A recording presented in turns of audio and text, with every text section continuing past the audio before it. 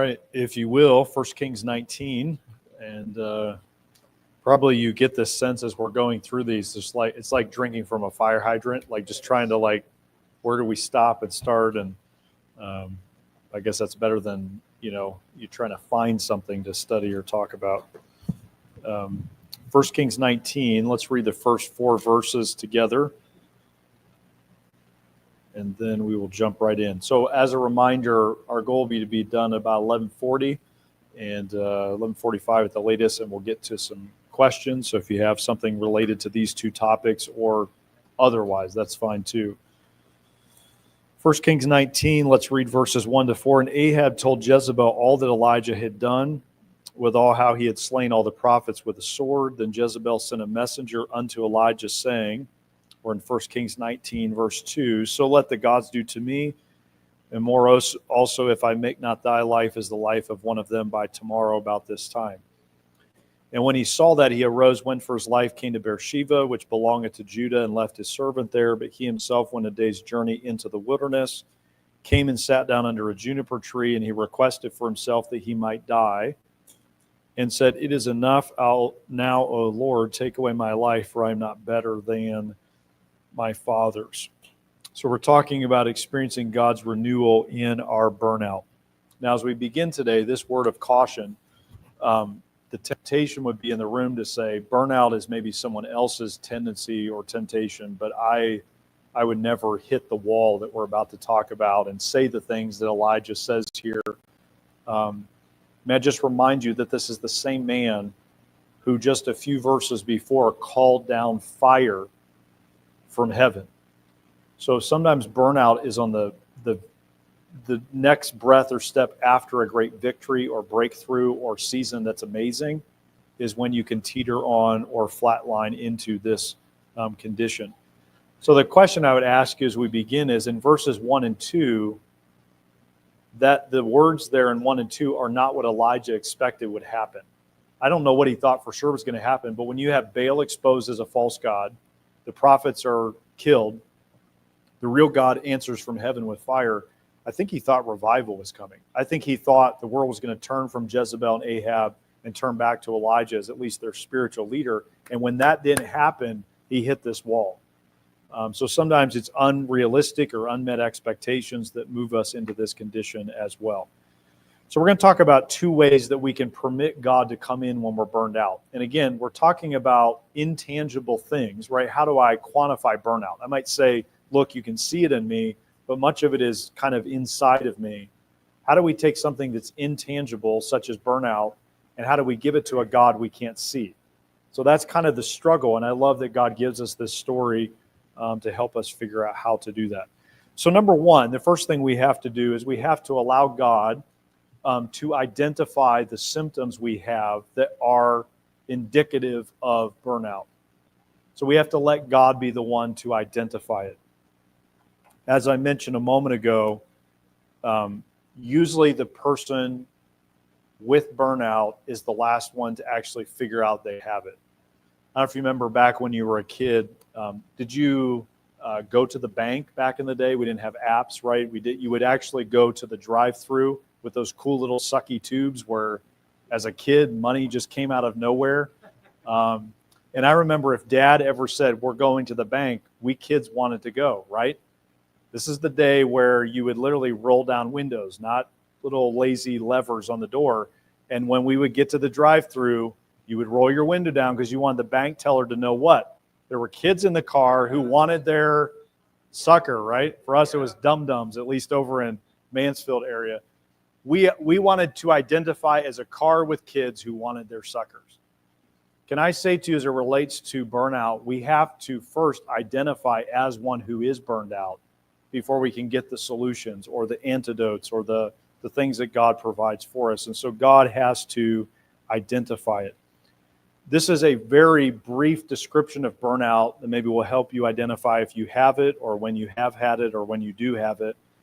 But it is a psychological state of exhaustion stemming from persistent exposure to work-related stressors without what you feel are the resources needed to address that stress. So it's intense stress you're depleted. You don't feel like there's no reserve. There's no place to find help. Some of us in ministry have felt this. Some in our vocational, sometimes in family. It can manifest in all these different settings. It leads to exhaustion, cynicism, reduced sense of professional efficacy or effectiveness. So you just feel like I'm not getting the job done, whatever the area may be. So that's what we're talking about. So let's talk about two things God identifies for Elijah and may want to put his finger on for us today. And maybe you don't know you have burnout and you do, and this might be the time God's going to put his finger on it. How would he do that? Number one, jot this down there in your outline, allow God to identify your fearful stress. So the first issue we have with stress is that we process it with a fearful orientation. It's always worst case scenario. It's always dire. It's always a dim outlook of the future. And we see Elijah manifesting that here. He is fearful in verse 3. I put this on, I was going to give you like the Bible map version of the story so you could kind of feel the geography. But I feel like the Bible maps in the back of your Bible sometimes feel like they're disconnected from our world. So I just use Google Maps.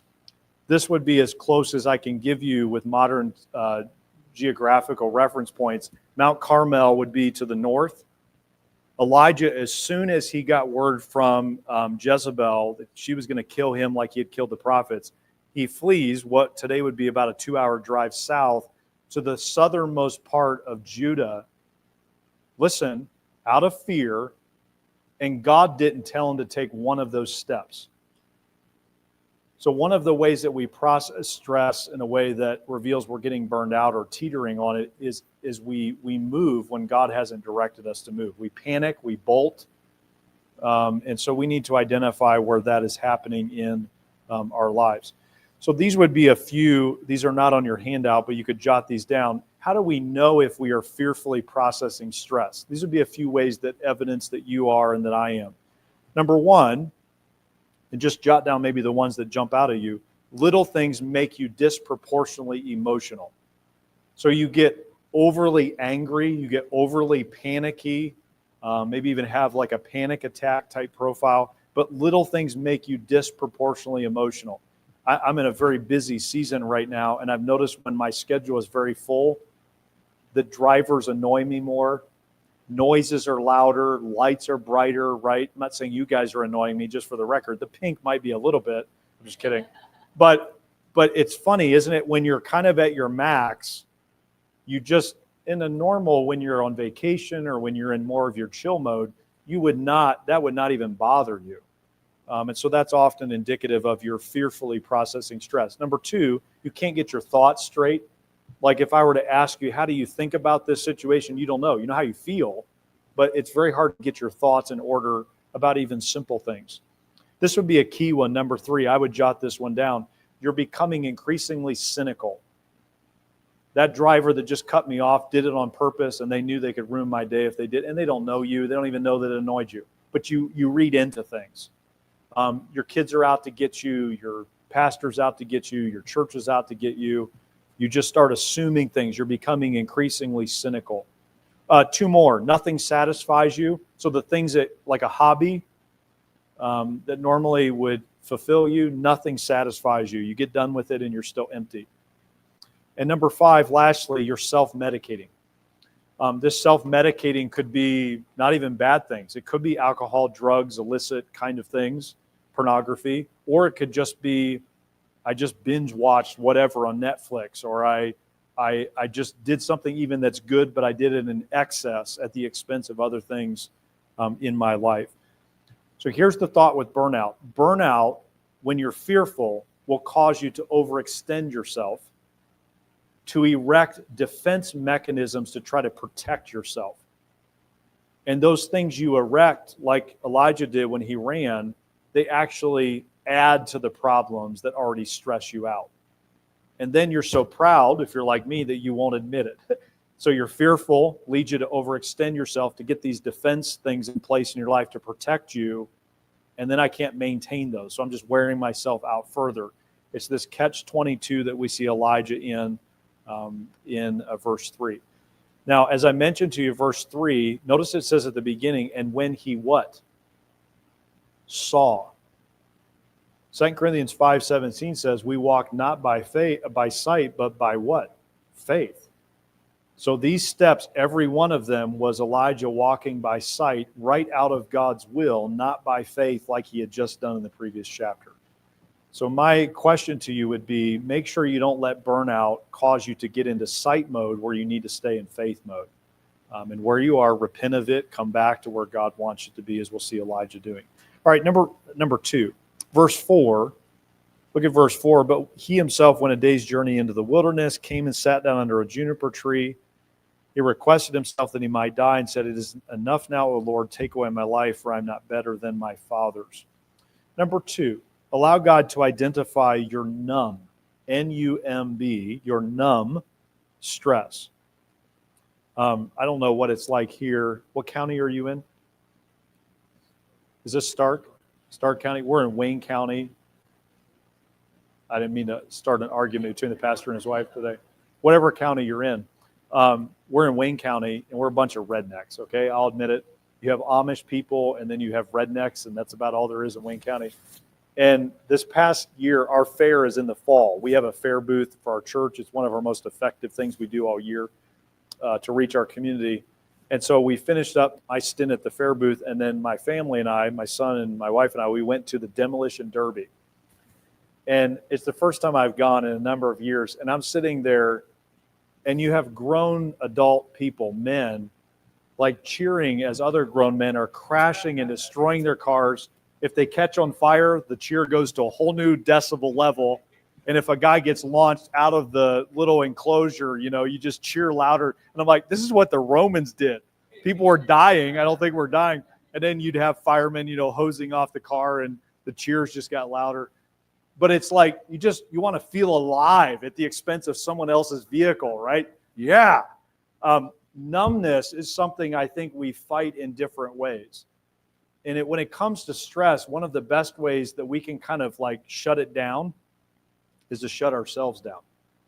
So like if that's stressing me and I want to rage and fume and worry about it, the best defense mechanism in our fallenness, we tend to think that's productive, it isn't, is I'm just going to not feel anything toward it. Which I would submit to you is as dangerous or worse than fearful raging about it. Feeling numb is also very harmful to us and to our relationship with the Lord. The most significant victim of burnout is that you and I, if we go there, cannot feel strongly about anything or anyone, listen, including God. Elijah here, he's just done. He's had it with everything and everyone, and he's not passionate about even the God that just a few verses before he had seen do great things. And so we need to be willing to address our numbing processing of stress. Otherwise, it will harm our relationship with the Lord. And I think what he says at the end of verse 4, he's basically saying, I tried to bring the nation back to you, God. I couldn't. I give up. My fathers couldn't do it. I can't do it. I guess it's not going to happen, at least in my day. And so we have to fight that numbness in our lives. So this would be, and we just read the verse, but this would be then where he goes. So he goes from Mount Carmel to Beersheba, then from Beersheba to the Negev desert. Again, almost another 2-hour drive, even with modern technology. But this time he leaves his servant in Beersheba and he goes alone. Not a good thing. He goes alone another day's journey. Again, God's voice is nowhere in the text. God didn't tell him to then go further into isolation and all of the effects that go with that. So let me give you a few symptoms that we often manifest when we are numbly processing stress. Maybe just jot down again the ones that jump out. So if you'd say, Pastor, where am I numbing myself to stress? And that's an indication of burnout. Number 1, your passion fades.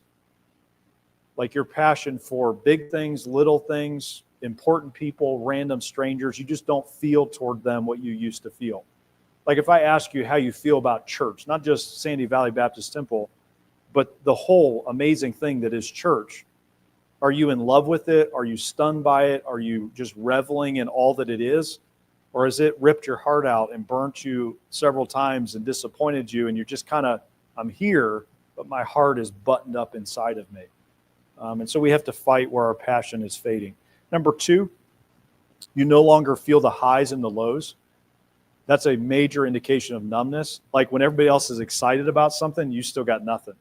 And when the floor falls out and you got someone sobbing, I've caught myself, I hate to admit this, there are times I've been in counseling sessions with an individual or a couple that are broken, and I feel nothing. That's a scary place to be, that we all have to fight especially if we get exposed to a lot of it, you can become too familiar with it. And Elijah had gotten there. He felt nothing, not just the highs, but the lows in the moment. A couple more. Everybody drains you. So your best friend drains you. Your spouse, the person you fell in love with, the person you chose to love, your own kids, everybody in your life that you even care for that used to give you energy in life, they're just viewed as a negative, a net loss. And if I could, I hate to say it out loud, I would distance myself from them. 2 more. Number 4, your productivity is dropping.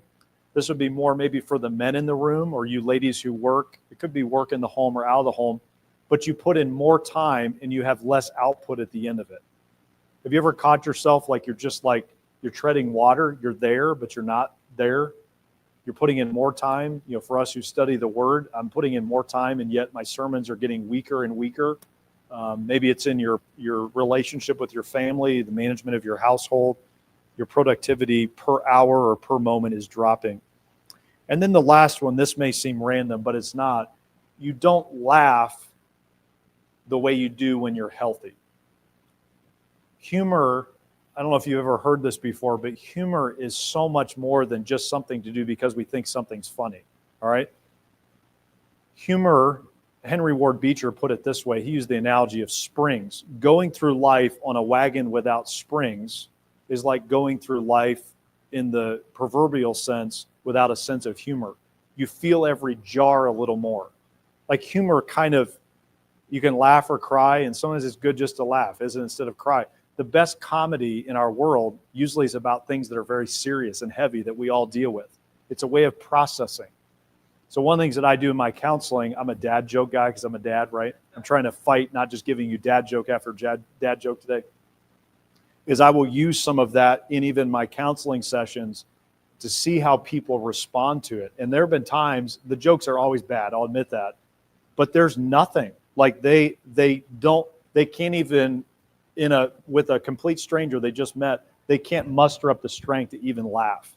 Or the husband or the wife will say something funny and the other one does not respond. Humor is a key piece of this. And so maybe if you've lost your normal sense of humor, that's indicative of this numbness of how you're processing stress. All right, last thought on this, and we'll move to the remedies. So this is all the negative. We'll get to the positive in a moment. Did you notice at the end of verse 4 that he says, he requested that he might die, and then at the end of verse 4, "O Lord, take away my life." Lest you think burnout is not as serious as some of the other ones, not only will burnout make you numb, it will also kill everything and everyone you influence, at least your part in their lives. It will take you out. And so we have to address it. Burnout leads to taking yourself out or someone else, and what they do taking you out. You must deal with the burnout that's in your life. So we have to allow God to identify it. We have to allow God to resolve it. I would submit to you that the opposite of love, we talked about opposites a minute ago. The opposite of love is not hate. The opposite of love is apathy. If I have a couple that hates each other's guts, we can work with that. They can fight like cats and dogs, and we can build on that. But when they say to each other, whatever, man, there's no way forward on that. So we've got to fight the numbness. We've got to fight this deadening inside of us that cuts us off in our relationship with the Lord. All right, so let's go then to the positive, all of that. Kind of like when you present the gospel, right? To get to the good news, you got to first talk about the bad news. Let's talk about now, number 2, the remedies that only God can give. So we allow him to identify the symptoms, but he doesn't do that to embarrass us or shame us. He does that so that he can intervene with his remedies. So let's look at those. Look, if you will, at verse number 5. And as he lay and slept under a juniper tree, behold, then an angel touched him and said unto him, arise and eat. So this is the first intervention that God does for the prophet who is in full-blown burnout. Number 1, jot this down. Allow God to intervene with your physical deficiencies. So we're going to talk about the spiritual in just a moment, but first we have to address the physical deficiencies that are feeding our burnout. Now here's my question to you. I think it was Evangelist Scott Pauley that I first heard ask this question. But if you go back to verse number 3 or 4, it says that he did not just lay out in the sun or sat down in the sun. He sat down under a juniper tree. These would have been like broom trees that would grow approximately 12, 15 feet and would have provided at least a little bit of shade to the prophet. And here was the question Brother Pauley asked. He said, who made sure that tree was there? A tree that didn't sprout up that morning, but took several years to grow to the point that it could provide this place where Elijah could be refreshed. Who is that? God, right? And here's the thought today as it relates to our physical issues, brethren. God is so many steps ahead of you, and he always has been. He has the resources you need to help you today, tomorrow, this week when you hit this wall, but you got to let him in. Not just abstractly, but in real time and space. He's got the physical things you need to refresh, to renew, to maintain a wellness before the Lord. He is poised and ready. The question is just, will the burnt out version of you let him in and let him meet these needs that you have? So let's talk about 2 of them very quickly. Number 1, notice he addresses the rest of the body. So the first thing that God tells a suicidal prophet is you need to sleep. Like, doesn't that feel almost like superficial, or we first need a theological lecture or sermon? But the very first thing that God deals with is rest. In my counseling, I've learned this. I have like an intake form someone has to fill out. It's like 4 pages long before I'll meet with them. But the one question I hone in on very quickly in my counseling is, tell me about your sleep. And if a person says they haven't slept in a week, they're not going to hear anything I have to say or benefit from it. The first thing we got to address is getting you into a rhythm of what's normal rest or sleep. And so those are the kind of things that have to be addressed to deal with burnout. It's interesting I kind of nerded out in this a couple of years ago in our wellness weekend. I talked about sleep. You're probably familiar with this, but there's 4 levels of sleep. You have N1 and N2, like when we drift off to sleep. That would be like light sleep. You know, your husband's snoring next to you, ladies. You know, you're going to hear that. It's going to wake you up. N3 would be what we call deep sleep, where now you're starting to really disengage from consciously what's going on around you. And then the 4th level that's key, because I don't know if you ever woken up after you slept all night, but you don't feel rested, is what's called REM. And that's where your eyes, that rapid eye movement level of sleep, if you're watching someone who is sleeping at that level, you often see behind their eyelids, hopefully not with their eyes open, that's a little creepy, but you'll see their eyes twitching behind their eyes. What's interesting is that's the level of sleep where we have like the most moving and memorable dreams, maybe even ones that are on like repeat. For me, my 2 are, 1, I'm falling through space, like falling, and then I wake up in a panic. Or there's a Mack truck barreling down on me and I dive out of the way. Those are the 2 I have all the time. I don't know what that says about me psychologically, but those are the 2. I'm falling and I'm diving. But what's interesting is when we have those dreams, we lose muscle tonnage. So when I'm dreaming the Mack truck's coming at me or I'm falling through space, I cannot move my arms and my legs, which probably is helpful so that I'm not punching my wife or, jumping out of the bed. I could really harm myself because it feels real, right? The reason I bring that up is to tell you that rest is not something we randomly do because we're bored at night. God wants us to sleep and has designed our body both to need it and then to do certain things when we sleep that we don't even fully still understand. In fact, like your hair and your fingernails, some of us are losing our hair, I am anyway, but whatever replenishing on those levels is going to happen, happens at a specific phase of sleep. So we're replenishing, we're renewing, and what Elijah had done is he had cheated his rest for several days. If you do the math, my guess is he had gone 3 days without sleep. So he had done the whole thing on Mount Carmel. He goes a day's journey, leaves his servant, and then goes another day's journey, and then he crashes. Even Elijah, could not push through that barrier and that need of rest. What's interesting in verse 6, if you go there, so we'll get back to the food in just a moment. He did, most of the end of verse number 6, he did eat and drink and laid him down again. What I have found with burnout, this is just me, a hack that might help you, is a weekend away, a week of vacation will not help you in this. What you don't need is a break. What you do need is a change of habits. So if you're in burnout today, it's not because you had a rough week. I mean, in that adulthood, we keep saying it'll eventually slow down? Isn't that the definition of adulthood? We keep convincing, next week it'll slow down. It's our pace. It's our habits. Something has to change systemically. Regularly, we have got to rest. And so encourage you to think about what you need to do again and again to get yourself out of the burnout you find yourself. Rest of the body. One author put it this way, 70% of discipleship is a good night's sleep. I don't know if it's 70, but it's a bigger chunk of our discipleship, even our spiritual walk with Jesus, than we care to admit. If I didn't rest well last night, I would not be at least at my best today, whatever that is. And same is true for you. Maybe you had a rough night's sleep last night. It does affect us, not just physically, but also spiritually. All right, number 2. So that's the rest of the body. Number 2, the diet of the body. The diet of the body. I was in Santiago, Chile, preaching for a missionary there a couple years ago in their seminary on some of these subjects. And I was talking about diet. And in the Chilean culture, you know how we like say, boo, we disagree with you, throw tomatoes, kind of that vibe. The Chileans, they don't boo, they whistle.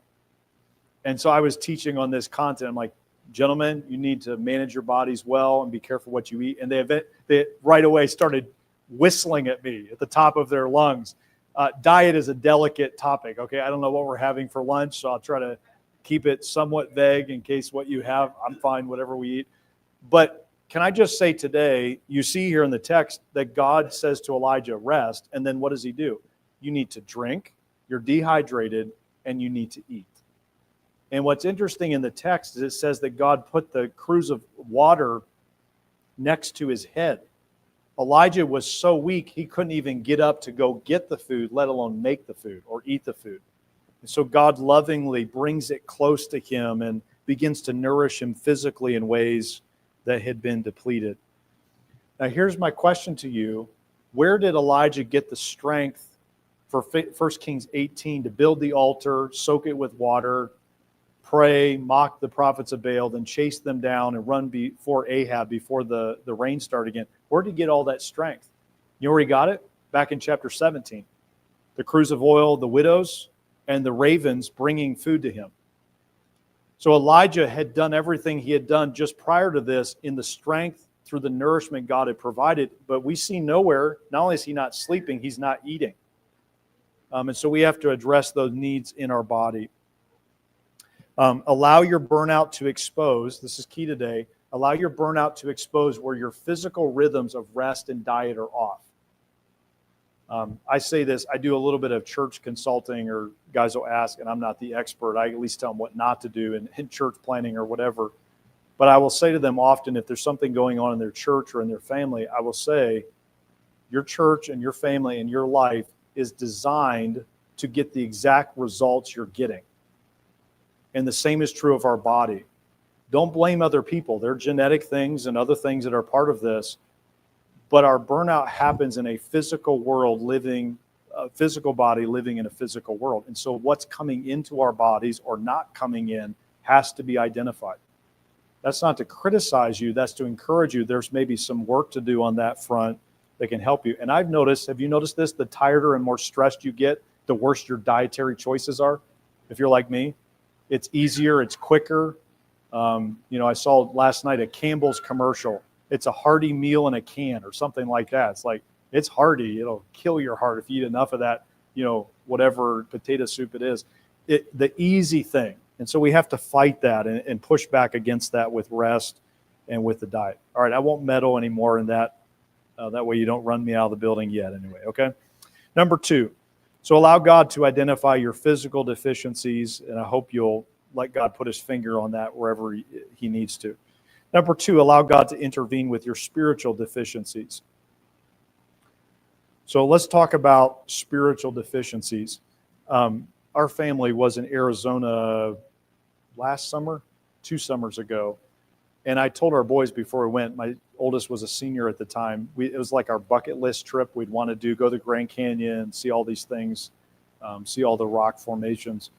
As I told them, I said, you guys are going to hear a lot of evolutionary jargon. Like when we go to like the parks and the tours, we went to like this Antelope Canyon. And not only were they working evolution, but Indian culture, dead spirits lurk. Our ancestors are all around us. And so it was just everywhere. Well, the other day I saw this, we didn't get to go to this place, but this is a crater park that's in Arizona where an asteroid crashed into our Earth and created this asteroid. Anybody been to this in the room? Anyway, somebody put this caption, just tongue in cheek. This is an asteroid crater in Arizona. Look how close it came to hitting the visitor center. Like it almost hit it. Like that's kind of what evolution sometimes feels like, right? Like we're taking our presuppositions and misinterpreting what we're looking at, right? Do you know what burnout does? Is it distorts our view of the facts. We don't see God accurately. We don't see our lives accurately. We don't see others accurately. There are spiritual deficiencies that skew our perspective. And so we need God's help to address that. And God helps Elijah with that here. So let me give you 2 things as we finish. I want to make sure we have time for our Q&A here. How do we let God in to help us where we are spiritually deficient? Number 1, jot this down, the touch of God. The first thing that God can do is he can touch us and refresh us and renew us like no one else. Go back to verse 5. This happens twice. I have this underlined in my Bible. He lay and slept under the tree that God made sure was there. Behold, then an angel, notice, touched him. Go to verse 7. The angel of the Lord came again the second time and touched him. Twice Elijah is awakened by an angel who moments before was in the presence of the Lord, and he physically touches him. Can you imagine think about Elijah chasing down prophets of Baal who didn't go without a fight. How many dings and dents the body of Elijah had felt just in recent days, let alone the journey, the struggle, everything he was feeling physically, and then God reaches out and touches him. There's a level of emptiness in us that only God can see and touch and fill and renew. And I'm thankful that he shows here he's willing to do that. We have to open up to that. We may even have to ask for that, but he is willing to extend that gracious touch and refreshment to our souls. Some things just touch us in a way we can't even fully articulate, right? Do you pick up on that? Maybe God's going to touch you this weekend. Maybe God's going to this next week. Somehow, even it is a physical touch from someone else in your life. Can you see beyond that person and situation to the God who sent them your way? To touch you, to refresh you? Or are you, because you're so burned out, you're going to shrug it off or dismiss it or ignore it? Don't ignore God's tangible approaches in our lives, even in these difficult seasons. Spurgeon put it this way: consider how precious a soul must be when both God and the devil are after it. So the devil's after your soul, and he's going to use anything, including burnout, to try to get you to give up and check out and bail where he's called you to do and be. But so is God. God's after your soul, not to ruin you, not to get you out of his will, but to refresh you. Would you let him in to touch you? I think my biggest issue with burnout, what scares me about it, is that it does, when I'm burned out, I'm not as good relationally. Like I've never had someone say, you're such a more loving person when you're burned out. You listen better. You love better. My wife has never said that to me. And that relational deficiency doesn't just happen horizontally with people. It tends to make me more jaded toward God, more relationally disconnected from him. And it's so hard to admit that and then to let God approach me anew and afresh. But there's no way out of burnout unless we let him in this way. So he's willing to touch us when we are sensitive, when we're burned out, when we're numb. He's still willing to come close to us. May we be open to that. All right, lastly, look at verse 7. He says, arise and eat a second time. So there again is the habit change, because the journey is too great for thee. And he arose and did eat and drink and went in the strength of that meat 40 days and 40 nights unto Horeb, the mount of God. Lastly, the strength of God. God gives to us his strength. And he says here, the journey is too great for thee. This would be the last leg of the journey. Mount Horeb would be just another title for Mount Sinai. You see here, Negev Desert to the north. He goes then this additional journey to the Sinai Peninsula, to the best guess we have of where Mount Sinai or Mount Horeb is. There's debate on where that exact location is. But he makes this journey, and that journey should have taken him at most, if he had kept a normal pace of travel in that day, 7 to 10 days. But instead, the Bible says, how long did it take? 40 days and 40 nights, which seems to indicate he wasn't just traveling at day time, he was also traveling at night, possibly. It took him way longer. And the question I've always wrestled with is, why in the world did it take Elijah so long to get from point A to point B? And I think the issue, someone brought this to my attention a few years ago, it was less, I think, about the distance between Negev and Mount Horeb, and it was more about the distance between Elijah and God. And over 40 days of wrestling with God and arguing with God and working through things with God, eventually he and God got on the same page. And you find in Mount Horeb, God then, again, remember the cave, the still small voice, all of that? God re-enters the picture in an active sense. It's no longer Elijah doing his own thing. God's now leading again his prophet. But this journey of 7 to 10 days became 40, and God was patient enough to work with and to bring back into right relationship his prophet. So here's the thought. Whatever the gap is between you and God, God is willing to give you the strength that you don't feel as a burned out husk of yourself. He has the strength you need to get back into right relationship with him.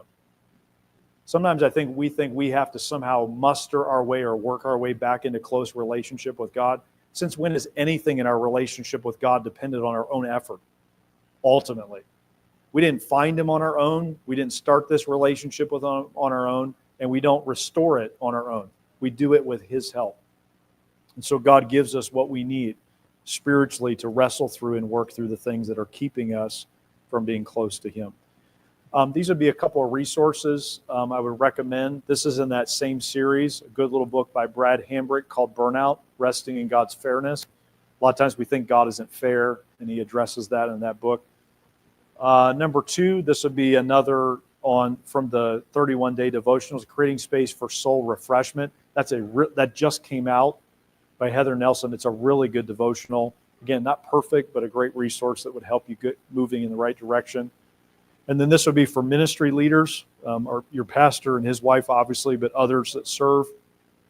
Zeal Without Burnout is a good little book by Christopher Ash, How to Keep Your Passion, but not to overextend yourself in ministry. Those are 3 good little books that I think would be a help to you. As we finish today, just this final thought. Do you remember in James chapter 5 where it says that Elijah had like passions to us? He prayed and it didn't rain, and then he prayed and it did rain. Basically stressing that Elijah is on the same level as us. I don't know about you. I don't feel like me and Elijah are on the same level. He was this great prophet. I'm just an average bloke, okay, living in the day and age in which we live. But I think 1 Kings 19 at least gives me a little bit of hope or confidence that what James says in chapter 5 might actually be possible. Like, aren't you thankful that Elijah, who seemed to have very few, if any, flaws, hit a really bad patch here in 1 Kings 19? And we don't have time to study the rest of the chapter. He continued to argue and wrestle with God a bit. So I think it's a reminder that our God, who recorded 1 Kings 19, knows we're going to teeter on or struggle with burnout. I don't know that he's okay with it in one sense, but he's ready and willing to help us with it. And so may we be willing to experience, I guess here's the idea. Prayer is not overcoming God's reluctance, as one theologian said. It's laying hold of his eagerness or his willingness. God is willing and eager to refresh you and renew you if you're burned out with work and family and life and grief, and the list goes on. But you got to let him in, knowing that he wants in. And we see here with Elijah, really a lot of the initiative in 1 Kings 19 is not Elijah. He had no strength left. God's pursuing him. God is drawing him back. And maybe today God wants to begin that process in you. So just encourage you to think about where you can first admit and allow the symptoms to be identified, admit it, and then secondly, allow God to intervene with his remedies. Not saying you won't have a part in it, but he's the one got to be setting the tone and the pace to bring us back into relationship with him. If you have questions on that, the resources or whatever, please let me know, but hopefully that's a help to you. So we got about 18 minutes here until lunch. Just open up for questions. As I joked to begin with, if you want to say it's for a friend, we'll let you do that. I think we're going to maybe kill the live stream, so this will just be